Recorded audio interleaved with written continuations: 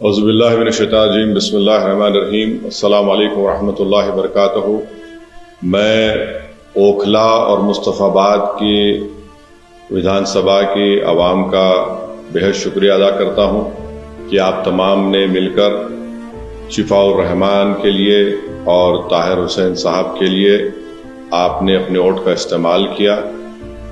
میں آپ کا بہت شکر گزار ہوں کہ آپ نے بڑی محنتیں کی۔ میں تمام مجلس کے اراکین کا، جناب شفاء الرحمان کے ساتھیوں کا، ان کے فیملی کا، طاہر صاحب کے فیملی کا، اور خاص طور سے شفاء الرحمان اور طاہر صاحب کے شریک حیات کا اور طاہر صاحب کے 20 سالہ نوجوان فرزند کا، ان کا بھی بہت شکریہ ادا کرتا ہوں کہ انہوں نے بڑی محنت کی، جستجو کی۔ میں شکر گزار ہوں امتیاز جلیل صاحب کا، جو وہاں کے سینٹرل آبزرور تھے ان دونوں اسمبلی کانسٹیٹوئنسیز کے، شعیب جامعی صاحب کا۔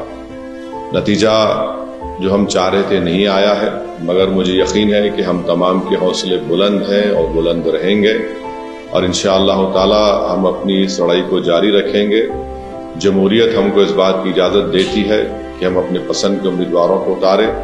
ہماری کوشش شروع سے یہی تھی اور یہی رہے گی کہ ہم اپنی ایک آزاد سیاسی قیادت کو بنائیں گے تاکہ وہ وہاں کی ریاست کے اسمبلی میں جا کر عوام کے بے باک مسائل کو اٹھا سکیں بے باکی سے۔ تو انشاءاللہ یہ کوشش جاری رہے گی، اور مجھے امید ہے کہ انشاءاللہ تعالی ہم تمام لوگ دعا کریں گے کہ طاہر صاحب کو، شفاء الرحمان کو جلد سے جلد، اور دوسرے جو لوگ پچھلے 5 سال سے جیل میں ہیں ان تمام کو بیل ملے گی، وہ اپنے گھر کو واپس آئیں گے، اور انشاءاللہ مجھے یقین ہے کہ وہ تمام کے تمام بے قصور ثابت ہوں گے۔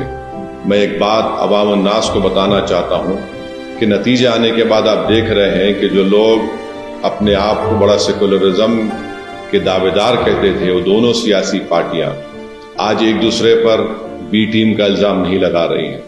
اس سے یہ بات صاحب ظاہر ہوتی ہے کہ جہاں مجلس الیکشن اگر زیادہ سیٹوں پر لڑ جاتی تو یہ فوراً ان کا یہ حربے ہتھ کنڈے استعمال کرنا شروع ہو جاتے۔